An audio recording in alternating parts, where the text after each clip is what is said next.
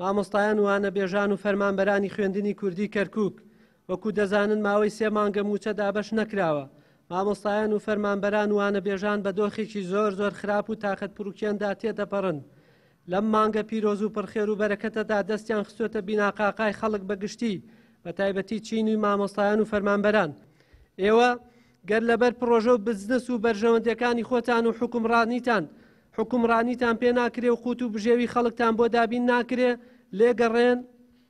لێگەڕێن و ڕێگری مەکەن بە ناو نارەکانتان لە بەغدا و هاو شەریکەکانتان بە خۆشحاڵیەوە دابینی دەکەن.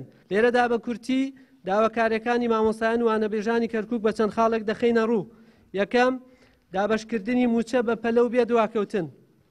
دووهەم، گەر لەم هەفتەیەدا موچە دابەش نەکرێ هەفتەی داهاتوو بڕیاری خۆپیشاندان دەدەین و خاڵی سێهەم بە ئەلیکترۆنیکردنی سیستەمی موچە دەستپێکردنەوەی لە کەرکووک چونکە بانکەکانی ڕەشید و ڕافیدەین لقیان هەیە بۆیە ئێمە پێویستمان بە هەژماری من نییە. خاڵی شەشەم بڕیاردرا بە دروستکردنی دەستەیەک بۆ سەردانی بەغا نوێنەرانی مامۆستایانی خوێندنی کوردی کەرکووک لەگەڵ فەرمانبەران وانەبێژانی کەرکووک 18 سەی 2024.